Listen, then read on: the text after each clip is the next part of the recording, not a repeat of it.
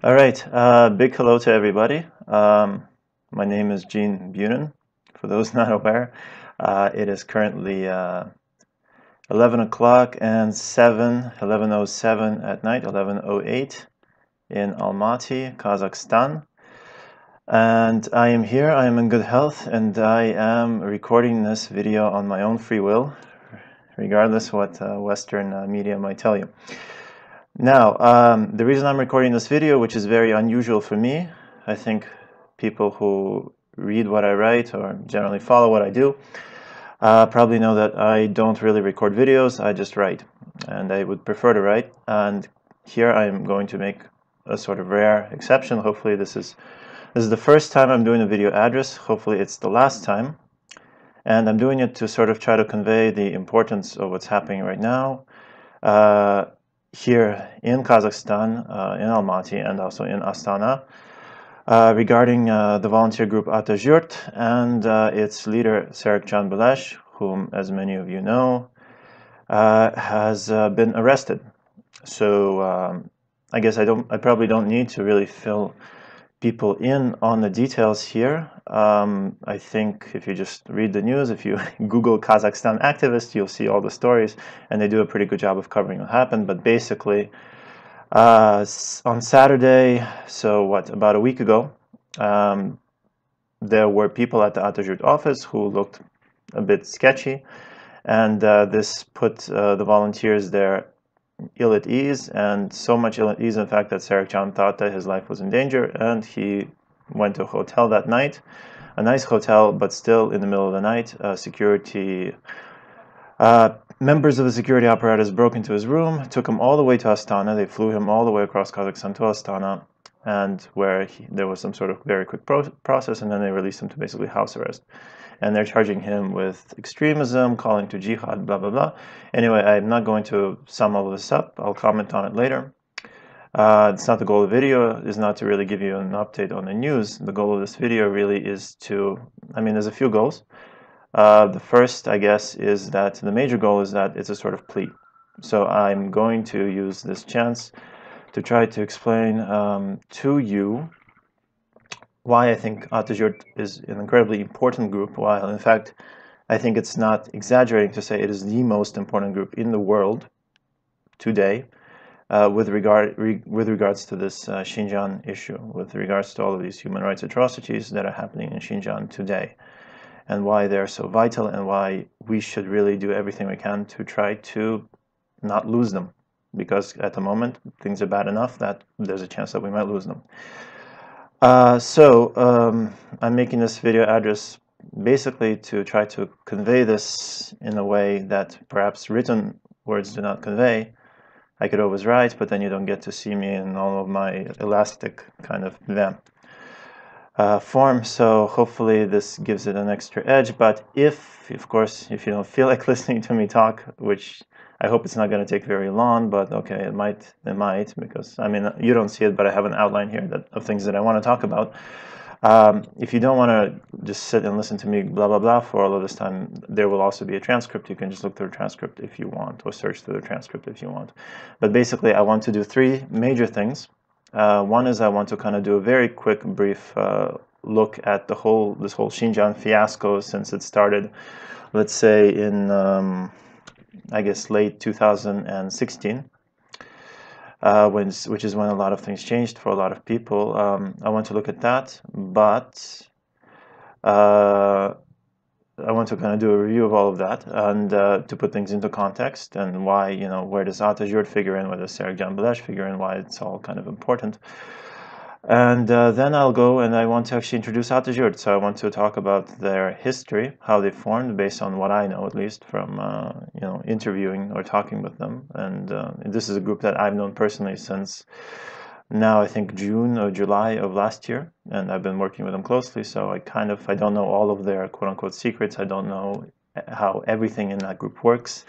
But I still know quite a bit about them, and I can kind of give my perspective on it. And I would also like to argue for why they're important, in the sense of by reviewing everything that they've done up to the present day, and which I think has actually been a lot. And I I don't think a lot of people realize just how much these people have done. It's really quite amazing, which is part of what makes them unique, especially given the fact that these are Kazakhstan citizens in Kazakhstan operating, in a fairly authoritarian country, doing all of this, which is quite amazing as well. So I'll go over that as well. And finally, I want to talk about Serikjan, who also I've been personally acquainted with since, so I guess also July of last year, who I would not say is a very close friend, but still is a friend, is somebody I've been talking to regularly for quite a while, is certainly an ally in against all of this crap that's happening in Xinjiang right now. And so I want to talk about him. I want to try to give my, I don't want to say, I don't want to judge the guy, but I want to kind of give you my impression of him, and of what I think, are probably his not so great points, which, he will have, and what points that I think that I admire, that I think are very good. And he's a very complicated figure. If you know him, it's very easy to love him or to hate him, or both. You can go between the two. He's a very kind of bright figure, and that's that's the natural thing.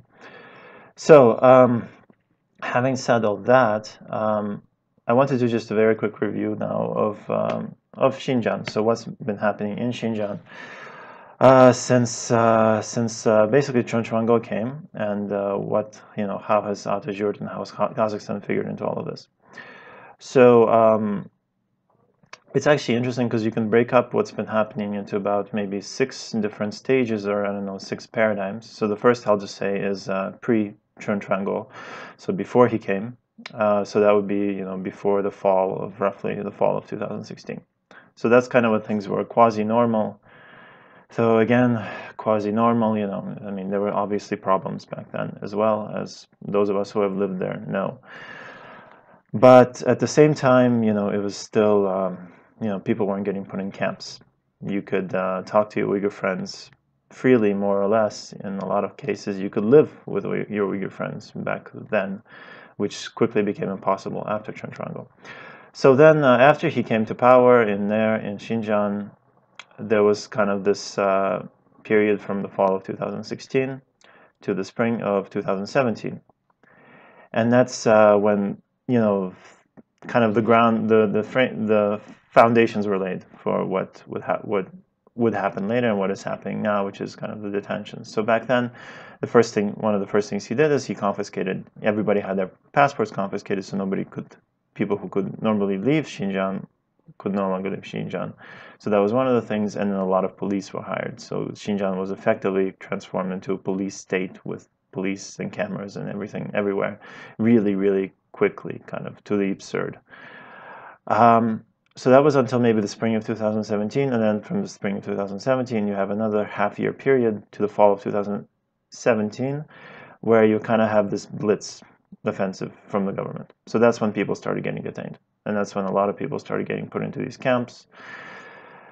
And that was kind of a period of ignorance also for a lot of us who lived there, who knew people from there. Even though we knew that something was happening, it was hard to really understand what exactly was happening. It was hard to understand for the people who lived there, for the locals to understand what was happening. A lot of people thought that, okay, people are getting detained, but it's probably just a temporary thing. Maybe they'll crack down, they'll detain some people for a few months, then they'll let them go. As now time has shown, some people detained then have never been let go. Some people detained then have simply died in police custody. That's happened as well. So it was a period of ignorance for us because there wasn't a lot of coverage at the time either. So up until the fall of 2017, the world didn't really know what was happening there. I mean, even those of us who knew the region pretty well didn't know what was happening there. And then you have this next kind of paradigm, this next stage from the fall of 2017 to the spring of 2018, and that's when things started getting covered. And so here I came very well prepared. I've been very tech savvy. I have some printouts. And so here I'm just going to go through some of the media reports from that time that I think were kind of the seminal media reports that really broke this issue. And this is, now we're talking fall of 2017 to spring of 2018, so this is almost a full year after Chunchwango came to power, about half a year after people have been getting detained en masse. And so at this point now, from again the fall of 2017 to the spring of 2018, now we're actually getting media coverage. And so some of the kind of good articles from this time are, first and foremost, I would heavily recommend. I don't think this article has been read or shared or talked about nearly as much as it should be, but it's by Nathan Vanderclip from the Globe and Mail. It's and it's, I think, the first one that came out, and it wrote kind of almost about everything. It wrote about the camp. It wrote about what regular life was like in Xinjiang already by the end of 2017. So this came out in the September of 2017. Highly recommended. Then, of course, you have the another very famous article by Megha Rajagopalan, whose name I can never get right, even though she's written at least 3 very good articles about Xinjiang by now. And this was the one that kind of, whereas Nathan's kind of captured everything, this one really looked at Kashgar and really looked at, not specifically the camps, though it also mentioned the camps, but it looked kind of at the surveillance, at the fear. It also captured quite a lot. And then we also had this article by Emily Thun in the Financial Times, which is also captured a lot, I mean, basically the same stuff, that there were now camps, that people were getting detained. She mentioned that almost everybody she had talked to had a relative in the camps, which showed just how widespread this was. And then, so now kind of we enter, that was the fall of the fall and winter, let's say the end of 2017. Now as we enter the start of 2018, we also had good reports coming out academically. So we had, this good paper by Adrian Zenz, as well as his other work, where he really started to look at the government spending and the camp system financially, and kind of finding pieces of proof that showed that there were government tenders that called for camps to be built and all of these things. And so that was also very useful. And then there was an actual really useful piece from Foreign Policy, which was kind of a luck piece in the sense that this was about an Uyghur student studying in the US who went to China I believe this was, early 2017. He was detained in Beijing. He was taken all the way to Xinjiang. He was not in a camp, but he was in a detention center, a control cell. And that also kind of gave, it gave a view of how crazy things had gotten. But it also, it kind of gave a sense of how bad the conditions were. Though, again, it was really nothing about the camp. So these articles kind of formed the contours of what was happening. And then we shift now from spring 2018 to another half a year period to fall of 2018. And this is when we actually start to get really good coverage of the camps. And this is also where Atajurt essentially comes into play, as I'll mention later. So here, now we have basically 3 really big articles that I've selected. So the first was this one, the very famous one from AP, featuring Omar Bekali and his experience, as well as Kairat Samarkand's experience. And so these were both Kazakh citizens who had gone back to Xinjiang and gotten detained. Then we kind of got another really interesting story with Saira Gul Saudbai. So this is a woman who had worked as an instructor in one of the camps. She used to be a kindergarten manager, I think, or a teacher, I forget which, or director, I think. And she was forced to go and teach at a camp, and then at one point she actually managed to flee to Kazakhstan illegally, and then she had a trial of whether or not to extradite her back to Kazakhstan, and she was not extradited. And so this particular article was from the Washington Post by Emily Rauhala, whose name I also might be messing up. And this one covered not only her trial, which at that point had still not been resolved, but also testimonies from 2 other ex-detainees, Orhanbek Köksebek and Amanjan Seytuli. So at this point now you had 4 ex-detainees, all from Kazakhstan, all Kazakh citizens who had gotten detained while going back to Xinjiang or to China, and who had talked about the camps specifically, and how the camps were not really study schools. They were not, boarding schools, but they were actual, almost prison-like internment camps. And then finally, there was an excellent report that I encourage everybody to read by Human Rights Watch, and this is called Eradicating Ideological Viruses. And this is another report that relied very, very heavily on Kazakhstan.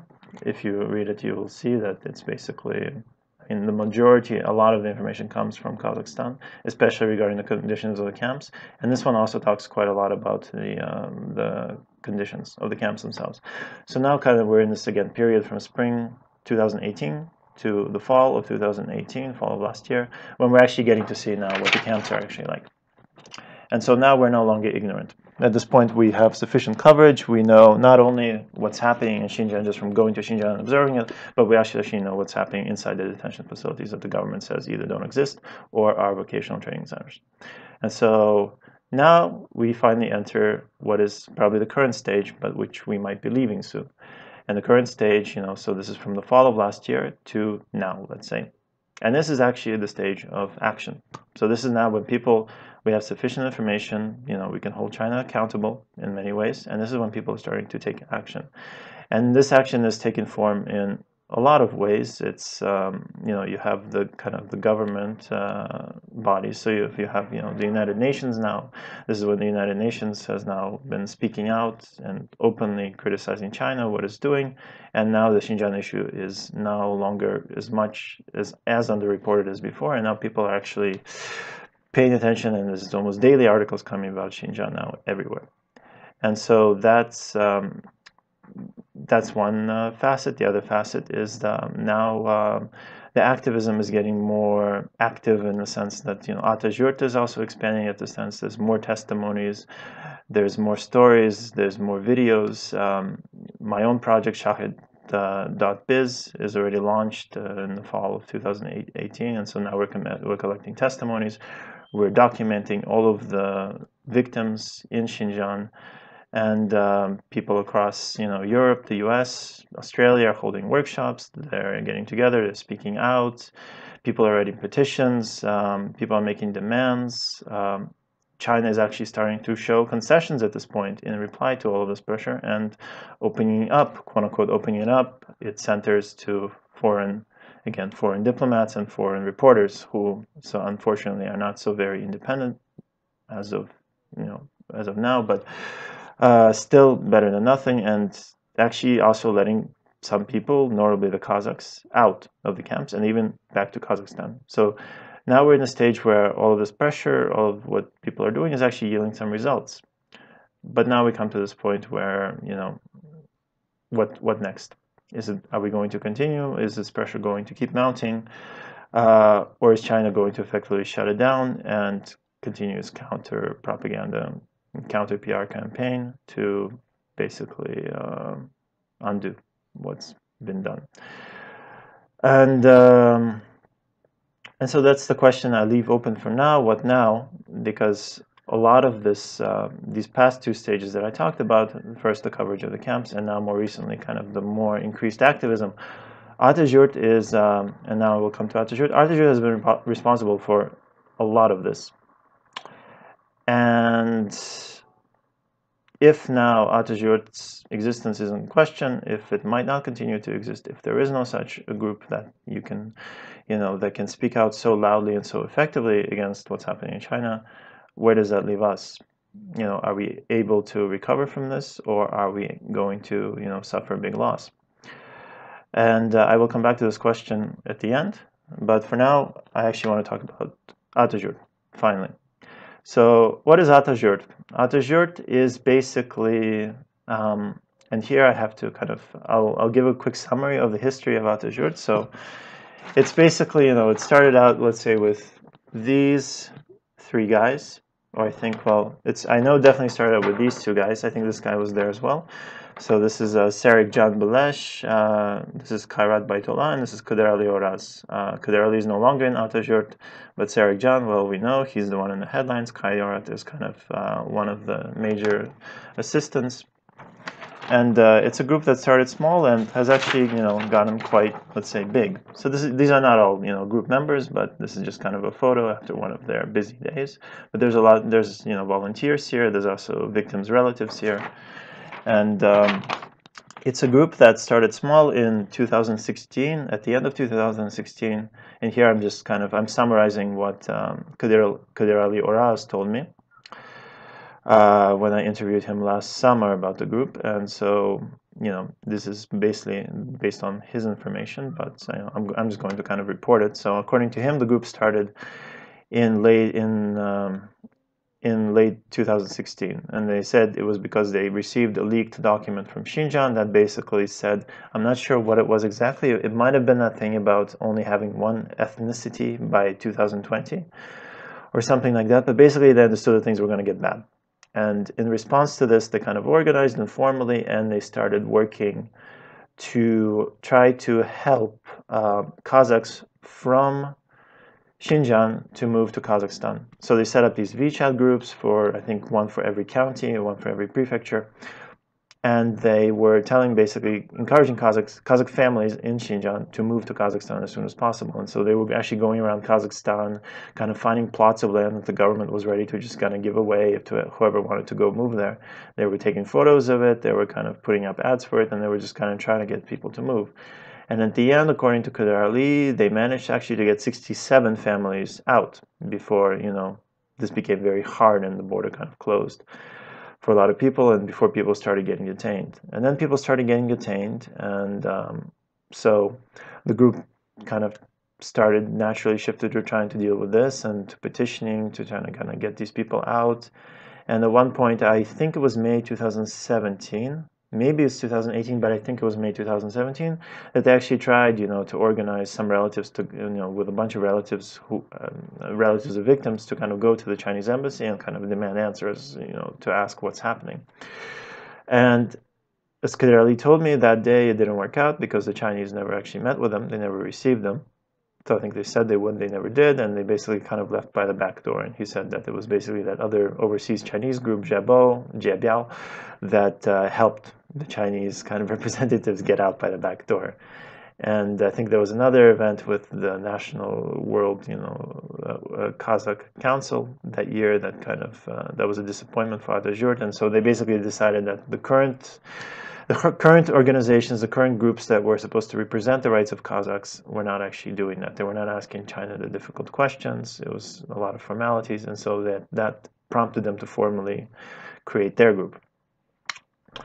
And so then I guess now we're kind of in late 2017 at this point, and so what, or early 2018, and what, so this is maybe like mid 2017 to mid 2018. So what's happening now is Atajurt is still relatively unknown small group, and they are working to occasionally, you know, collect these video testimonies, though again, very kind of informal, filmed with cell phones, for example. They're going around and kind of going around to different towns where, you know, in Kazakhstan, maybe small towns where, you know, Kazakhs with relatives who may be detained in Xinjiang live, but who don't know how to talk about that, who don't know how to speak out. And so they're going there and they're interviewing them, they're talking to them, they're trying to get them to petition for their rights and to kind of to get the Kazakh Ministry of Foreign Affairs to get those, to do something about their relatives in Xinjiang.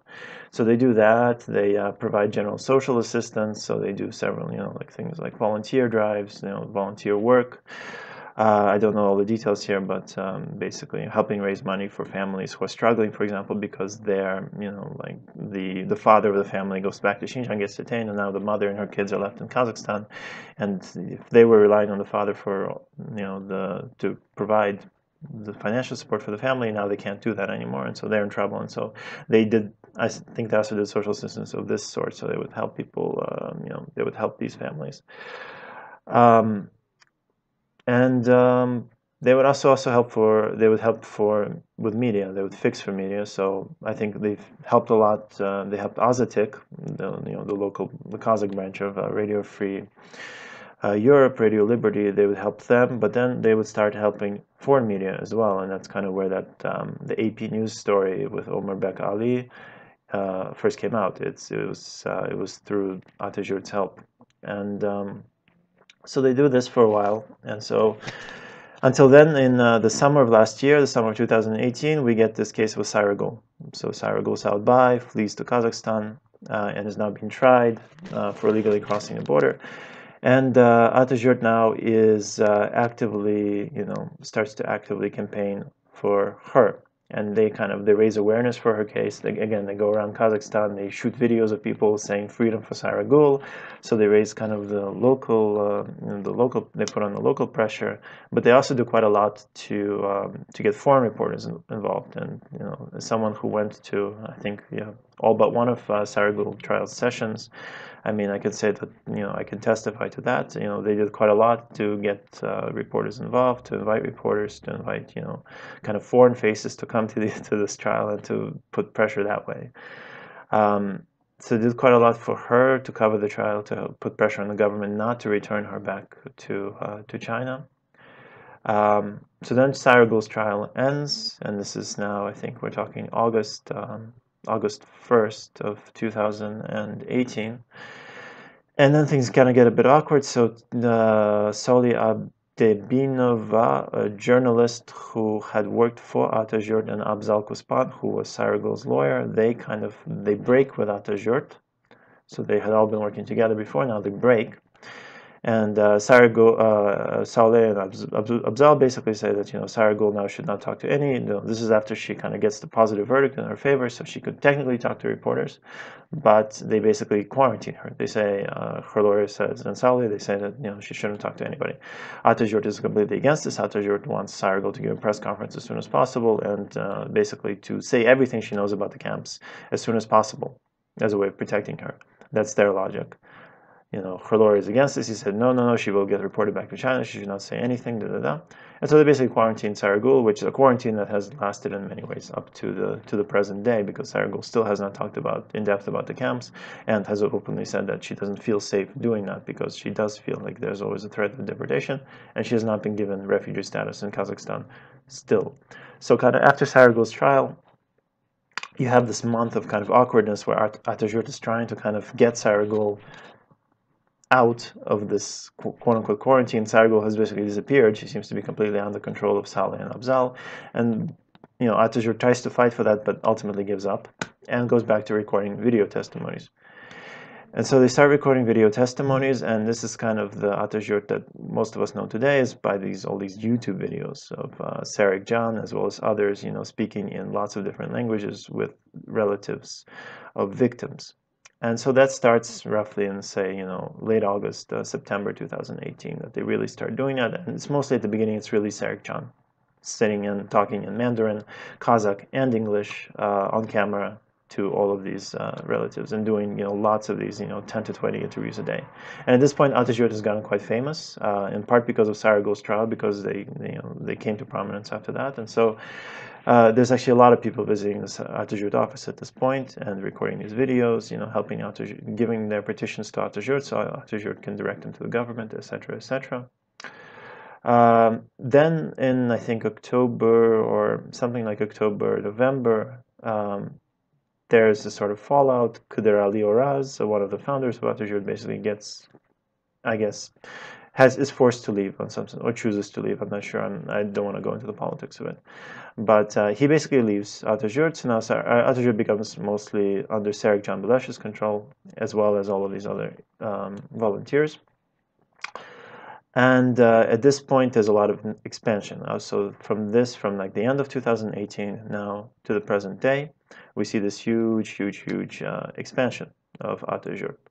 So now they are, they get a new office with multiple rooms where they can shoot video interviews, in one language in this room and another language in this room.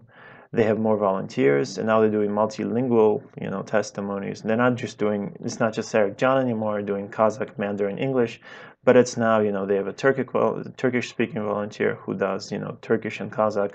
They have an Uyghur guy, Serikjan, who speaks Arabic, and so he does an Arabic and Kazakh. He does those videos.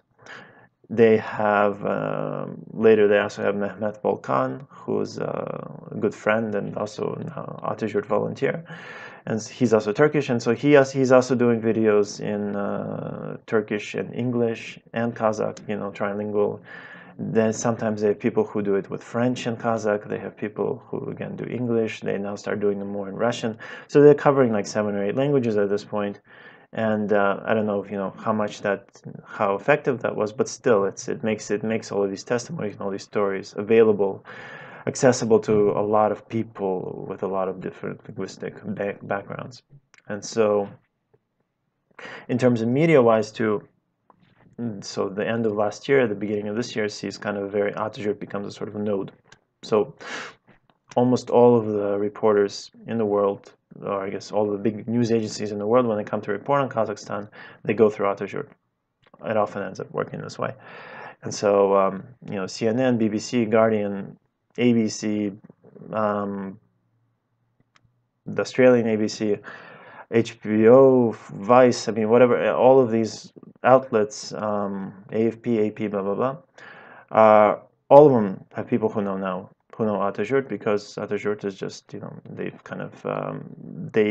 become a node of connecting reporters who want to come to Kazakhstan and report about these issues with local witnesses, so either relatives of victims in Xinjiang or ex-detainees. And so they play a crucial role in that. And also the YouTube channel also is at this point is getting very famous. So I think early this year, at one point I had 50,000 subscribers, and there were days when I was getting 1,000 subscribers every day. And I think now it's up to like 70 or 80,000 subscribers at this point. And then we reach today when Serikjan gets arrested, the Atajurt office is sealed, and it's not 100% clear what is going to happen next. So that's kind of, yeah, there I give you the more or less the outline, the timeline of Atajurt and how they operated. Now, what Atajurt has done for the Xinjiang issue, again, as I said, it's actually quite a lot. I'm going to argue for why it's quite a lot, and I've come prepared with arguments that I hope will be good. First, I think they've played an instrumental role in covering, again, as I said, the camps. So a lot of, again, if you look at the Human Rights Watch report, you will see, I think, that at the beginning they say something like 2/3 or maybe 3/4 of their information came from Kazakhs. And it came essentially through Atajurt, because Atajurt is kind of, you know, at the center, and they meet with all these people, and they have all the contacts, and they put them in touch. And so a lot of that is a lot of the coverage is due to them. There's also, so for example, again, like I said, so this story of Rebecca Ali was also basically, it was fixed by Atajurt. And again, yeah, the Human Rights Watch report, a lot of the information inside also came from the same people that Atajurt knows. So they play a crucial role in getting information about the camps out, and not just through the ex-detainees, but also just through all of these videos that they do, because different relatives also hear different things from you know, people they know in Xinjiang about what's going on, and so all of this information becomes available.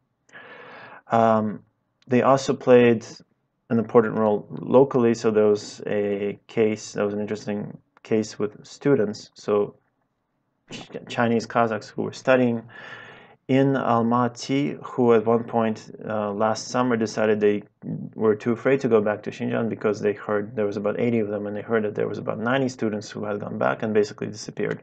So either they had their passports confiscated, or they were actually taken to camps. And so there was about 80 of these students who chose not to go back, and Atajurt basically helped them stay in Kazakhstan over the summer. They rented a house just a little bit outside of Almaty, not far from the train station, where these people could stay, kind of a sort of a dorm setting for these students that was inexpensive. They tried to set them up with things to do, with classes, with Russian classes, English language classes, and here I also helped out a bit, and so I also found a few volunteers. So Alex and Joseph, thank you again for coming and helping teach them English for a few sessions. That was really, you know, cool of you guys. So Atajurt helped those students as well to not return to Xinjiang and to stay and to do the paperwork to also get Kazakhstan citizenship in some cases. Again, they helped a lot with Sayragul's trial. They rally a lot of people to attend, to just come on the last day of Serikjan's trial. If you look at the pictures, you look at the media, there's tons of people. Most of those people were not in the courtroom, they were just outside the courthouse, just kind of waiting and just being there for emotional support. And those people were essentially rallied by Atajurt. And they also helped a lot, you know, in getting foreign attention to this trial. And I think that did also have a big effect, and it's you know, it's hard to obviously prove, but you know, a number of people, locals, had told me that, you know, if you guys hadn't been there as foreigners, you know, our government could have just ignored all of this and could have sent her back to China, because then they wouldn't feel this international pressure. So Atajurt helped in that regard as well.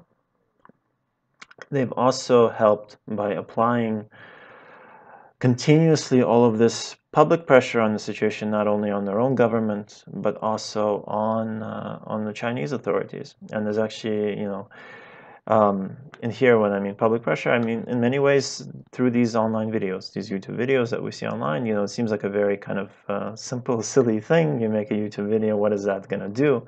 But actually, there are cases there seems to be a lot of interesting correlative, I don't know, evidence that suggests that they do something. And I've actually gone out of my way and gathered 10 representative cases of where pressure in the form of either YouTube videos at Atajurt or just, you know, information or fixing to reporters supplied by Atajurt has actually helped get some sort of response from the Chinese authorities. In some senses, you know, even so far, which in some senses even so far as to, you know, get these people released or even to get them back to Kazakhstan. And so here I'm going to kind of present them very quickly, hopefully. So the first is this case of again, and I put the number in the number corresponds to the entry in shahid.biz in case you want to read the whole story or as much of it that we have. But so entry 123 is Razila Nural. And so her case is, she's this young woman who basically went back to Xinjiang in, let's see, I think it was, yeah, it was mid 2017. And she was eventually taken to a camp. She was there for a while, and then she was transferred to a factory.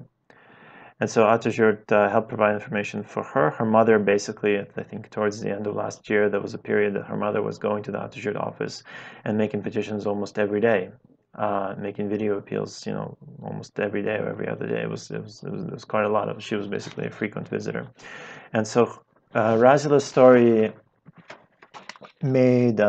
It was published in this piece. You know, I'll show one of them, and this is kind of this is the New York Times piece by Chris Buckley and Austin Ramsey. And so they covered how people were leaving these camps now to be transferred to factories where they would work for basically very, very low wages. And Razila's case was kind of loud. So the New York Times and the Financial Times both published reports about these factories and mentioned her case on December 16th, 2018. AP News also wrote about them and also mentioned her case on December 19th. And according to her mother, on December 23rd, so less than a week later, she was released from a factory. And on January 4th, so another week and a half later, she actually called her mother. And this was after 1.5 years of absolute silence, of nothing, of no news. So there. So that's an example of where, you know, the fixing by Atajurt and the public pressure, the media pressure, again, was quickly followed by some sort of response. I'm not going to say, I cannot prove to you that, you know, one causes the other, obviously. So all I can show you is kind of these correlations. You know, this happened, and then suddenly this happened, and it seems like a very interesting coincidence. So this is Nural's case, case number 153, Muluk Qasim. In his case, what was interesting was that his wife, Turan Tulubai, was making a lot of videos, and at one point she went to Korgas, to the boundary, this kind of this visa-free zone between China and Kazakhstan, to try to see him.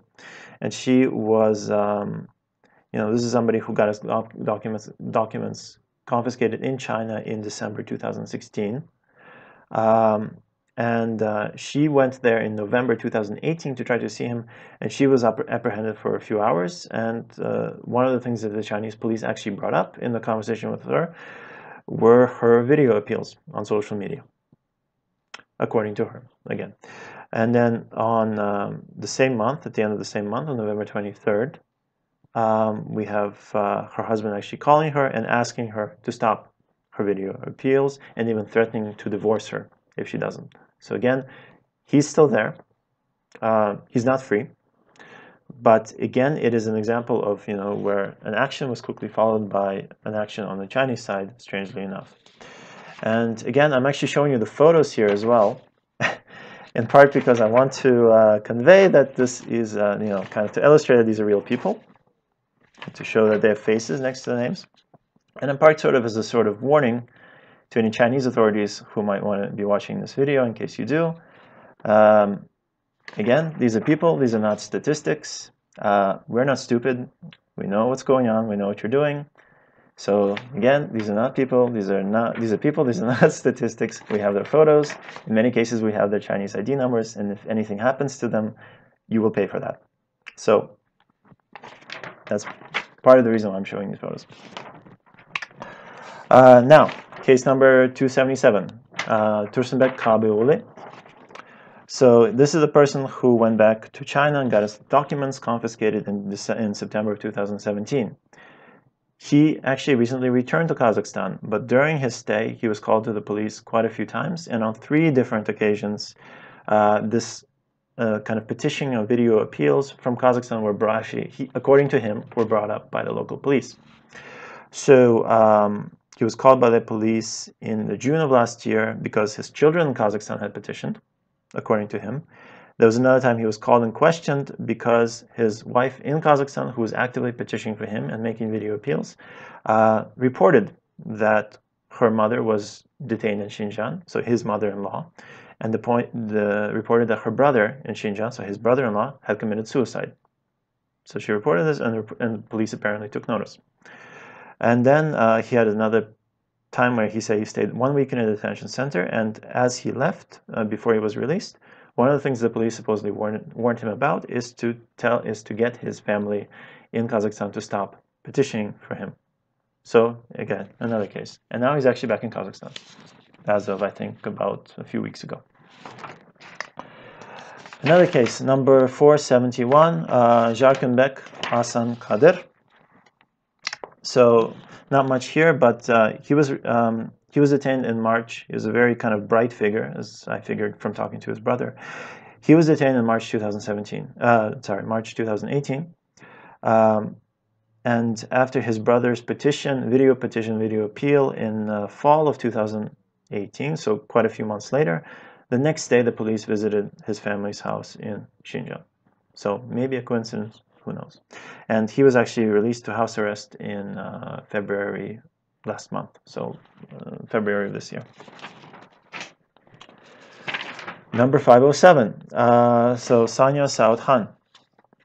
So this is somebody who got her documents confiscated in August 2017. Her son in Kazakhstan, Margulan, started petitioning video appealing for her almost a whole year later, in August of 2018. And he says a week after he started this, the local police called his mother to tell her that they would issue her a new passport soon. Again, coincidence or not, it's up to you. On December 29th, there was another incident, December 29th, 2018, so just before the new year. Margulan uploaded another video, according to him, at 6 in the morning. And just a few hours later, he got a call. They got a call from his mother in Xinjiang, from all of these local Kazakhstan numbers, through all of these local Kazakhstan numbers, in which she basically told them, she was pleading, begging them to stop appealing for her. And actually, she returned to Kazakhstan about 2 weeks ago. So, another case. This case, number 1337. 1337, Nahama Sultan Murat. So this is somebody who got her documents confiscated in August 2017. She was actually arrested 2 days after her husband made a video appeal on January 6, 2019. But she was released 3 days later and allowed to return to Kazakhstan 10 days later. So she also made it back to Kazakhstan at the end of January, not long after her husband's appeal. Another case, and here I don't have a good photo, sorry. Number 1358, Nurlan Koktuobay. So he is actually, this is two people, this is him and his wife. So both of them had their documents confiscated in 2017. Nurlan also spent some time, a few months, I think maybe even, over half a year in a camp. And after their children made their second video appeal in the fall of 2018, so over a year after they had gotten their documents confiscated, or in Nurlan's case been detained, suddenly Nurlan and his wife apparently called their children very soon after they made their video and told them to stop appealing. And actually a few weeks ago they also made it back to Kazakhstan again. And this is a really interesting case. So 1391, Rizgul Kurman Ali. So she was arrested and put in camp in October 2017. As I understand, she was in camp that whole time. Then on November 6, 2018, her husband, after I think not doing very much, makes a video appeal, and one day after his appeal, she's actually released. He gets news that she's been released from camp. Again, coincidence or not, up to you. These are not proofs, but still, very interesting coincidences, very interesting correlations. What's funny here is that now police are apparently threatening her that she won't be able to return back to Kazakhstan because of her husband's appealing, even though it seems that his appeal originally forced her release, in any case. But even that by itself shows that the authorities are reacting to these things. Here's another case. So 1396, this is Kuneke Janibek. She was in a camp, then a factory, then another factory apparently. She was in the carpet factory first, then I think she went to an airplane towels factory. And where I think she still is. So her sister in Kazakhstan, Aybota, has been petitioning for her recently. And now she says after she started petitioning, both her sister and her father in Xinjiang have been contacting her to tell her to stop doing it. So again, they're not free, but at least you could see that there's a reaction. And finally, the last case I'm going to bring up is that of Dina Yanbir, so 1878. So Dina Yanbir, she's the young Kazakh paintress, so apparently quite famous. She was among the Kazakh youth. She studied at the Xinjiang Arts Institute, and this is someone who's supposedly detained in April 2018. Her relatives only started talking about her and petitioning for her, I think, after not long. Basically, the first time I heard about it was when Atajurt went to Taldykorgan, which is another city here in Kazakhstan, where there's a lot of Oralman, a lot of Chinese Kazakhs, and that's kind of when the story first got broken. There were photos of her paintings that were made public. Then people, there was a video appeal. There was a Radio Free Asia story that came out about her, almost a day or two later. And a week or two after this, she called to say that they got a call from her from Urumqi, after months of nothing. They got a call from her from Urumqi saying that I'm in my parents' house, everything is fine. Whether or not that's true, well, probably not. But on January 19th, they reported that she had actually been released from camp. So another case of, so this is 10 cases that I picked out that, I found very quickly. This is not comprehensive. I think there's probably, if I searched, I searched my database for these, but if I searched in more detail, I could probably find more, and probably 20, 30, and just a lot of other anecdotal evidence too, that, stuff happens when you do this. So that was a very, very long kind of digression for how Atajurt has helped apply this, systematically, consistently apply public pressure, and how this seems to have yielded some results instead of just kind of this quiet diplomacy with China, which it's questionable if that yields many results or not. Also, they've been very helpful for general coverage, and I can say that personally, just as the director of my database, there probably would not be a Shahed.biz without Atajurt, because a lot of the useful data that's in there comes from their work, from their public testimonies, and that's helped a lot. And I don't think it's helped just me. I mean, it's more and more people are starting to use this tool, and I encourage more people to use it. And a lot of the useful data in there is due to them, and for that I'm grateful. But also, again, if we come back to this story, for example, about the forced labor, this story, both from AP News, Financial Times, New York Times, this, it doesn't rely only on information from Atajurt. They also look at, Kashgar, they look at Khotan, not just northern Xinjiang, but all of the testimonies, kind of all of the witnesses who say that we have relatives in these factories, that essentially, this story relies on that, and all these reporters, talked very heavily and with Atajurt, and they came, to AP News and New York Times came to Almaty to interview people that were arranged by Atajurt to write the story. So again, without Atajurt, we wouldn't be breaking these news about labor factories. I mean, a lot of that information, a lot of the evidence, again, comes from them. And so there's just a lot of this general coverage that would not have been possible without their efforts and without all of their documentation. Another kind of more abstract, but I think very important aspect is that they've actually been teaching people to speak up. So what's kind of amazing is that they were doing it actually, no, they were still doing it recently, and it's something they've been doing for a while, is going to different towns, as I mentioned, different towns, kind of these boondocks of Kazakhstan, and finding people there that who have relatives in some sort of detention in Xinjiang, who are relatives of victims, and teaching them to speak out, saying, you can make a video appeal, you can petition to the Ministry of Foreign Affairs, you can do something to change the situation. You don't have to just accept it. You don't have to sit here quietly and just say, kind of sigh and say, oh, what can I do? So they actually went around and taught people to speak up. They told people to make their own video appeals. They taught people to get together, to give interviews, to talk to journalists. They set people up with journalists. And so they've done so much to kind of create this, empowerment, to allow people to actually do something, to try to change the situation.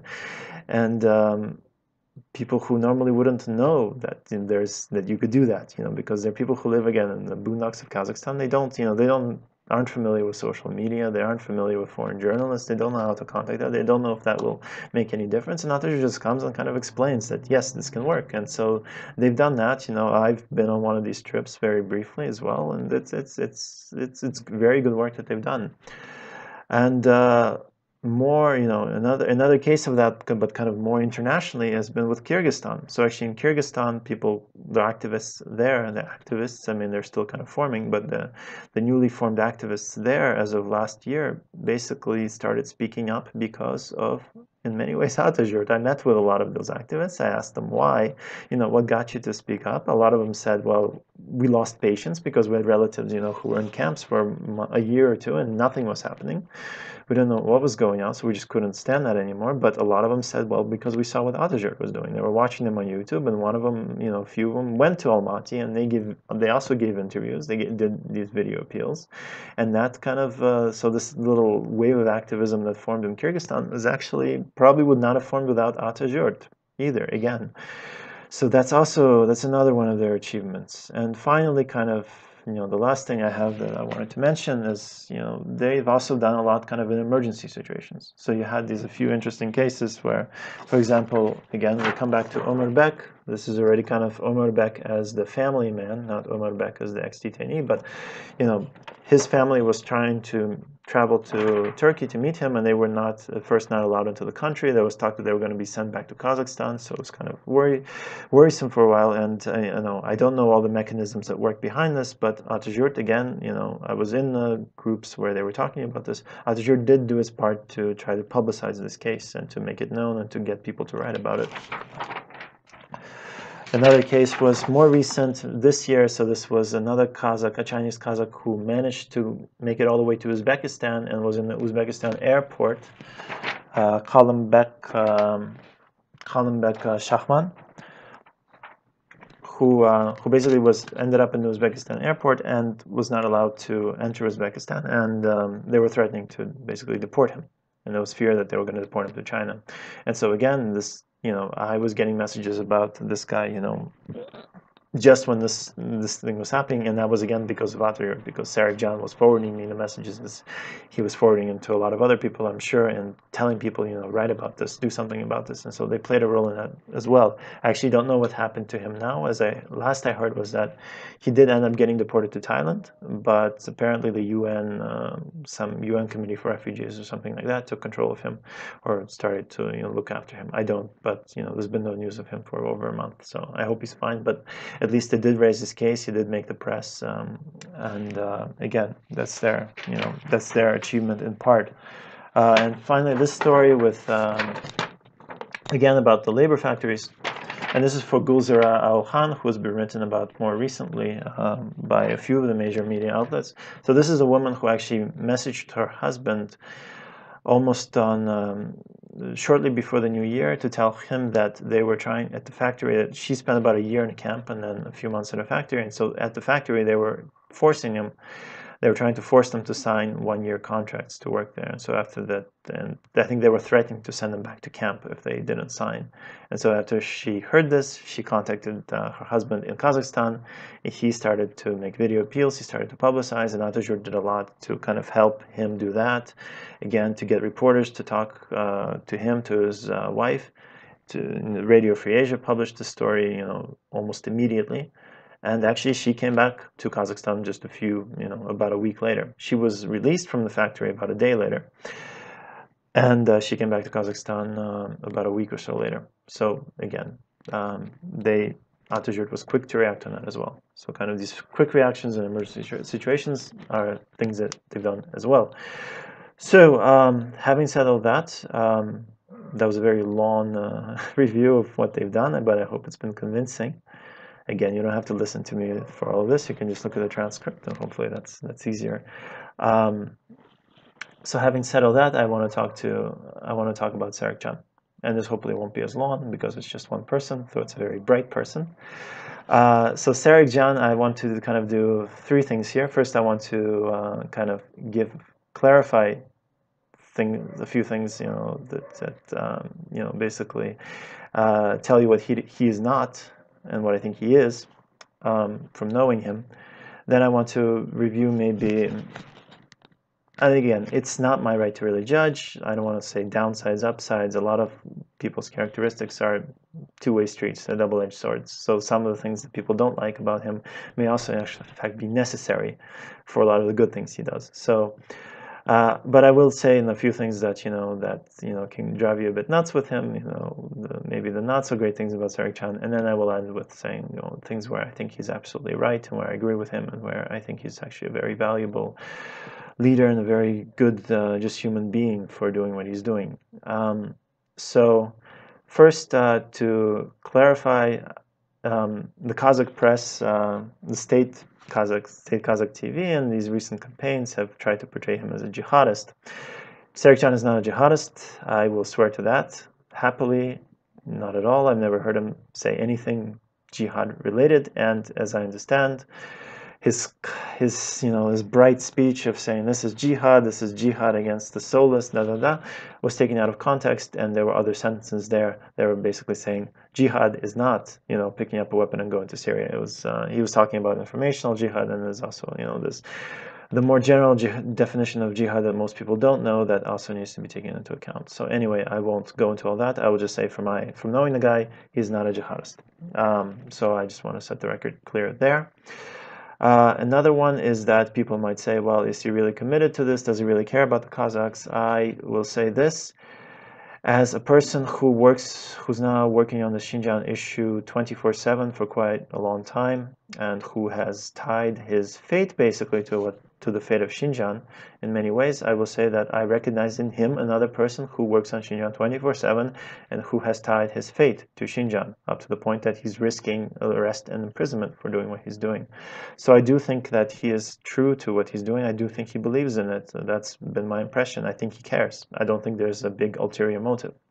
Now, you might say he has personal goals, you might say he has personal ambitions, he might want to go into politics, he's trying to use this to build his political career. Whether that's true or not, maybe it is.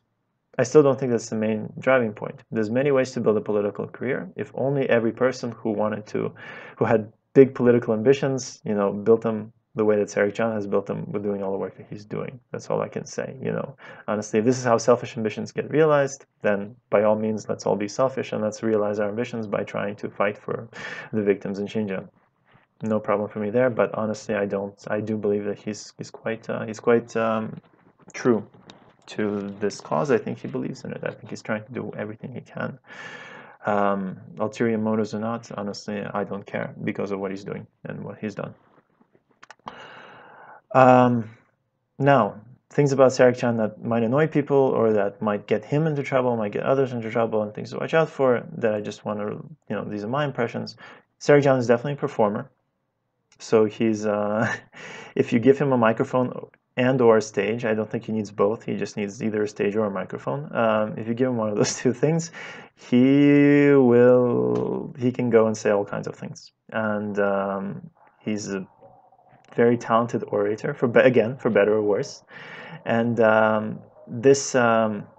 the way he does run a danger, and I will admit this, is that he can definitely exaggerate, as a lot of activists can. He can exaggerate facts, or he can, he can kind of say things that haven't been fact-checked, and this can be a problem. It's something that annoys me, but it's a problem he runs into. So there is that. Another point about him is that he does tend to be very kind of black or white, let's say paranoid. So everything kind of that goes wrong can be explained with Chinese soft power. So if he gets into a car accident, then it was Chinese soft power. It was the Chinese trying to kill him. If the computers break down in the office, it's Chinese soft power. It's a Chinese virus attack or something like that. So if the weather's bad, it's Chinese soft power as well. Maybe not so much, but still, it's he's that kind of person. And this kind of black and white thing, it takes out the middle ground sometimes, which can be also a problem, because people that he doesn't agree with, indeed he can accuse them of being Chinese soft power, and that can be a problem because he can lose allies this way. So that's another thing about him that I think I kind of almost wish that wasn't there. So having done this stuff for a while, I'm also tempted sometimes to blame Chinese soft power for things that I really probably should not blame Chinese soft power for. So in some sense, I can understand him, but still. And of course, he's being a very bright figure. He does have an ego. He does have a narcissistic side, and that can be hard to work with as well. So if you give him a microphone, he'll just go and he'll say all sorts of things. He won't think. He may not reflect so much on, who that might offend or what people might think. And also just working with him, there's quite a lot of times when he believes that what he's doing is so important that he'll just, he'll message you and he'll say, okay, well, hey, do this for me. And it won't be like, do this for me, I'll pay you, or, translate this for me, edit this for me. He'll just say, oh, do this for me, and that can be, it's a bit of not taking into consideration other people's time. So there's that side to him, which is also can be a pain sometimes. So that's kind of, that's of all the kind of the negative sides of Serikjan that people complain about, these are mine, personally. That's what I can say. But now to end on the positive sides, and why I don't think he should be arrested, and why I think he's somebody that we really need to fight for. Because in many ways, I think he is. You can call him a hero. He's done a number of very, very good things. And so one of the things is that he's extremely energetic. And I think this is extremely important for what he does, because if you go into an Atajurt office, not these days now that it's been locked, but if, say, a few weeks ago, and I think all the foreign journalists who have gone there and who have worked with them and who have met with the relatives of the victims there have had this experience. Is you go in there and you sit down for hours and you talk to one family member of one relative of a victim, then you talk to another, then you talk to another, then you talk to another. I had this experience towards the end of New Year, right before the New Year, when I was there to kind of interview some people for the foreign policy piece that I was writing. And that day, you know, I thought we had talked to 10 people. When I counted later, it was actually 20, and we spent something like 5 or 6 hours there. It was probably one of the most tiring days of my life, because and I think other reporters will agree who have been there. You sit down there, and you know, people come kind of in turns to talk to you, and it's all of these horrible stories. You know, like my mother was jailed for 15 years for praying. You know, my wife is in a camp, and she's sick. You know, she had surgery. She needs medical attention, and they're not releasing her from the camp. What do I do? You know, write about her, get her released. You know, it's all these people who want your help that you can't always help because there's just too many. There's just too many of them, and you can't write about every single one, and not every one of those stories is going to get China to release those people. So you do what you do, but you have to listen to all of these stories, and you do your best, and you listen, and you talk to them, and then you talk them through it.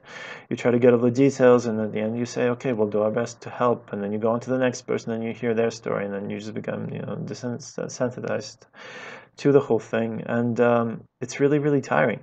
That experience. And Serikjan does this every single day almost. He's in that office every single day talking to people, recording interviews, even if not himself, he's still present in some sense. Or driving to other towns and meeting people there and recording interviews with them. It is emotionally, it's just such painstaking work, and you need a lot of energy to do that, and he has that energy, and that's another thing that's just amazing, is that he's in an office and he can keep going. And I don't think, I mean, in his place, you know, I care so deep. This is something that I care about extremely deeply, but I'm not sure if I could do that every single day. I'd probably die. I don't know.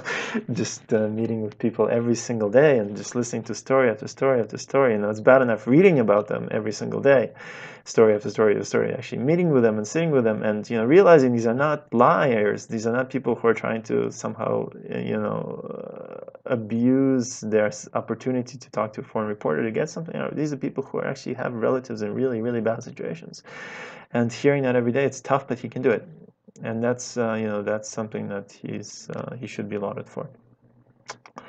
He's also extremely creative. That's another thing. He's since basically taking control of the group fully, I would say, in, you know, towards the end of last year, you know, he's moved them to a bigger office to try to get more rooms to kind of do videos in parallel. Then he moved them to yet another office to do even more stuff. And he was always thinking, you know, like he would message me, you know, once every week or two before, and he would say like, oh, Zhenya, I have this idea, you know, let's make a documentary. I want you to, of course it would be like, you know, you do all the work, or like, I'll have this idea, do the work for me. And so often I would say, Serikjan, you know, I'm not your volunteer, you can't tell me to do this stuff. But he would still have these ideas where he would say, you know, like, now I want to, you know, hire a Western documentary maker to make a documentary about you know, all these relatives of the work that we're doing. You know, I want to get the Tajiks involved. The Tajiks from Tashkent are in camps too. So how can we, how is it possible for us to get Tajiks in Tajikistan who know them to speak out about them? You know, Kyrgyzstan, you know, all these, you know, how do we get more, you know, Hui into these testimonies? He was always thinking up of ways to kind of expand, to make things more effective. At one point, you know, they started making their own database. They wanted to create a database kind of like Shahid.biz. They, you know, that was electronic, and that, you know, and do it in a way that they could send the info to, I don't know, the UN or somebody in Europe, you know, on a daily basis. They wanted to do that as well. You know, those tons of ideas, you know, getting testimonies in 6 or 7 languages. That was another thing. Honestly, were all of these great ideas, did all of them work? Of course not, but I mean, some of them did, and some were important, but the fact that he was always trying to develop and always trying to create, and that was good. And along that same line, the other thing that he did that I think is really good is that he tried to get everybody involved. So at the beginning, this was really a Kazakh thing, and he himself is very nationalistic. He's Kazakh, but, you know, he understands, I think he understood that, you know, this is a battle that has to be fought by everybody together. And so at one point in the last few months, even though, you know, a lot of, you know, there are, for example, Kazakh-Uyghur tensions in Kazakhstan, and a lot of, you know, to put it bluntly, a lot of the Kazakh volunteers in Atajurt are not very keen on having Uyghurs coming there. So there is that unfortunate barrier, which I think needs to disappear, but it's there. And Serikjan stood for this. You know, he said no, they should come, and then he had Uyghurs come, he had Uyghurs testify, and then he tried to explain to everybody. He wanted to get, you know, he already got the Kyrgyz, he got the Uyghurs, he wanted to get the Tungans, the Hui involved, he wanted the Tajiks, he wanted, you know, if there were Christians, he wanted to get the Christians. If there were, you know, Han Chinese who were, you know, who were somehow suffering this, he was okay with them coming in and testifying as well. So he was, over the past, you know, month or two, he really started pushing this, and the local, like the local Kazakhs and who didn't like him started, you know, use that chance to accuse him. So they said that, you know, oh, he's now he's working with the Uyghurs now, he supports Uyghur independence now, he's da da da, and he still went on, and he still continued to do this, and even if the members of his own group weren't always very keen on it. And in that sense, I support him completely. I mean, this issue is too big. It's a horrible time to look at ethnic differences. I mean, Kazakh, Kyrgyz, Uyghur, honestly, who the hell cares? We're all in this boat together, so it doesn't matter anymore. Just work together, just support each other. And I think he saw that, he understood that, because otherwise you're not going to win. And the other thing that, again, where I really, really respect him, is that he's willing to take risks. So he's willing, what I would say, you know, I would call it riding the red line. So suppose that, you know, you have the red line over here. Yeah, I'm going to try to put this properly in the camera. So you have this is the red line, which we don't really even know where it is usually. And this is us, let's say. And the red line is, suppose that, you know, you start criticizing the Chinese government, you start trying to take action against the Chinese government, and at one point you go too far, you go over, and this is when the Chinese government does something bad to you. So they, I don't know, they jail, you know, if they can jail you, they jail you. If they can put your relatives in jail, they jail your relatives, you know. And it's a line that everybody is afraid of. So the majority of us, I would say, you know, this is the red line, this is us, we stay like here. We don't go up very close to the red line. We don't even try. In fact, we just stay here because we're afraid. We're afraid that, you know, liking a post on Facebook, resharing a post critical of China's policies in Xinjiang is going to put us all the way over here. And then China's going to come back, and, you know, if we've been to Xinjiang before, we have friends there, they're going to punish everybody that we know. It doesn't work that way, as practice has shown. I mean, in practice has shown, you can actually get closer and closer to this red line gradually, kind of see what the reaction is. If there isn't, you can get closer and closer. And we often, you know, this is kind of a personal aside, we often blame, it's very easy to blame somebody if they speak out and get people in trouble. We say, why did you do that? You know, why didn't you keep silent? You have friends there, your relatives there, you spoke out, and now they're jailed because of you. Good job. You know, we can blame people for that. We never blame people for staying here instead of, say, here. We never blame people for not taking the risk, although the amount of stuff that they could do if they did take the risk could actually be very, very significant and could actually save lives, abstractly. I mean, we don't know which lives we save by taking those risks. We know who we endanger if we cross the red line. We don't know who we save by trying to work more efficiently closer to the red line. And Serikjan, I think, understood this. Of course, he could have kept Atajurt as kind of a, you know, vanilla organization that, you know, played by the rules, kind of, you know, where he didn't, you know, go out of line, get out of line or say anything crazy. But he kept pushing, you know, the authorities warned him, the authorities told him, you know, that, you know, stop your activism, don't do this, da da da da, and he just ignored them. They've been telling him this for like a year. They were threatening him, they were interrogating his relatives, and he just ignored them. He kept going, he kept pushing out there, he kept developing it, he kept making it bigger, he kept meeting with more foreign journalists. And in so doing, he accomplished more. Question is, has he crossed the red line? We don't know. I'm actually still not sure that he has. He might still be here. We might still be able to get him out. We might still be able to get Atajurt out. But the point, what I really respect him for, is him taking this willingness to explore, to try to push himself as far as he can. And I think this is because he understands that, you know, he's doing this for real. He's not doing this for play. He's not doing this to be able to say, okay, you know, these things are horrible, and I did everything I could, you know, I did something to try to stop them so I can sleep easy at night. I didn't contribute to the mess. I tried, I actually did a few good things. He's not doing it to be able to say that, I don't think. He's doing it to actually win. He's doing it to try, he understands that if you're going to win against China on something this big and this horrible, you have to push yourself to the limit, to the safe limit without that crossing. You have to take the risk, you have to sacrifice things, otherwise you're not going to accomplish anything substantial. And, again, this is a guy with a Kazakh passport in Kazakhstan, running around and doing all this and exposing himself to all of this danger, despite the fact that, anyway. So I think I respect him for doing that. I think it's something I wish more people would do as well, to take more risks, to be ready to sacrifice more, because again, doing things quiet, and this is just my opinion, of course, but I think it's backed empirically as well by how silly China is in reacting with its PR when people say bad things about it. China does not want a bad image, and if you go out and you become loud, as Atajurt has been, and paint them negatively and speak out, you're going to achieve things. And I think it has achieved things because of that. And Serikjan also took very big risks by doing what he's doing, but I think he's actually, those risks have in many ways paid off. Now I hope, it doesn't cost him his, freedom for the next 10 years. So that, and of course, the last thing that of course you have to respect him for, and I think I already kind of basically said this, is that he's obviously got guts. So he's brave. I mean, it's if somehow he manages at the end to escape, on a plane and leaves, and it turns out that he was a project of the West or something like that, then we can say, oh, okay, then I guess he was never in any real danger to begin with. But I think the past events show that when he says that he's in danger, he's actually in danger, and despite this danger, he kept going. He kept again trying to push the red line. He tried to do everything he could without killing himself, and now he's gotten himself into this very bad situation, and again, I hope we can get him out.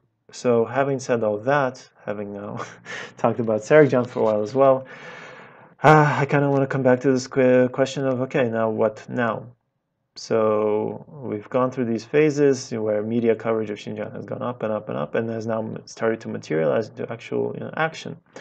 But to keep this action up, we're going to need more information, of course. So what Atajurt has been doing, what they're campaigning, this needs to keep going. Otherwise, if it dies out, then all the other initiatives, I think, are going to have a lot of difficulty continuing it. Because how are we going to hold China accountable for things if we don't have proof? When you have hundreds of relatives saying that, my father, my son, my wife, whoever is in a camp, here I have WeChat recordings of them telling me that they're being taken away, when you have hundreds of relatives going out and publicly speaking about this, China is not going to be able to deny that, and international organizations are going to have some serious evidence to go to China with. If now we stop, if again we go silent, and Atajurt has been perhaps the big beacon of light, not just in Central Asia, certainly in Central Asia, but even in just the rest of the world. If they suddenly go silent and nothing replaces them, then we're in trouble. So I think there's a few things that, again, I'm calling on people to do here in this very long video, which is now has now run over an hour. This is not my intention. First, let us do what we can to fight for Atajurt and for Serikjan. We fight for Atajurt specifically because that's what matters. We fight for Serikjan, I would say, mostly out of respect, because I'm sure he understands. I'm sure he does not want us wasting our resources fighting for him. But I think that, out of respect for everything he's done, we cannot abandon him. We have to fight for him, and we have to demand that Kazakhstan act reasonably and transparently, and not do anything ridiculous, which is kind of what they have been doing so far with us. And so we have to demand that, and how we do that? Well, there's always the hashtag, which will appear here. Yep. So there's the hashtag. Use it if you want. On any related messages, obviously, tweet, retweet, do the regular thing. But I mean, try to somehow add your voice to this if you can. This is a much easier battle than the one over Xinjiang with all of China. Pressuring Kazakhstan to not be ridiculous with regard to Serikjan is easier than pressuring China to close the camps. So you have a voice, most of you. Try to use it. Try to use the tools you have. If you want, just make a 20, 10, 20, 30-second video, just say, you know, I believe that Serikjan, I am such and such, I believe that Serikjan should be freed, because he should be. And if we lose him, you know, that would be a very big loss. Or I don't know, I believe that Serikjan should be free, and I support what Atajurt is doing. Atajurt should, you know, stay open. Make a video like that. I don't know, write some petitions. There are people who do a lot of this work that I think know what to do much better than I do, so I'm not going to tell you what to do. But do something, because I don't think you understand how important this group has been. I've tried to argue for that, but obviously, you know, this is kind of, I have a first-row perspective on their work, so I'm convinced, perhaps biased, but also convinced that what they're doing has been important. The other thing is that I want to do is I want to call on people abroad, notably, most importantly, the Uyghurs, to try to replicate Atajurt, to create your own little Atajurts. You don't have to call it Atajurt, call it whatever you want, call it the East Turkestan, I don't know, support committee, or whatever you want to call it.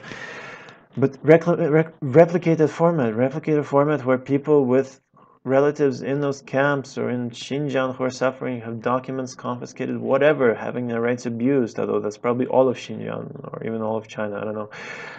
Just make, you know, create these little settings where people can come, you know, once a week or once every few days and just record some interviews. Say, you know, like, oh, you know, the latest news I have from my relatives is that they're in such and such a camp, or that, you know, I tried to get in contact, but I couldn't. I called the police station in my hometown, but they put down the phone. Even these little things matter, because even these little things help us document what's going on.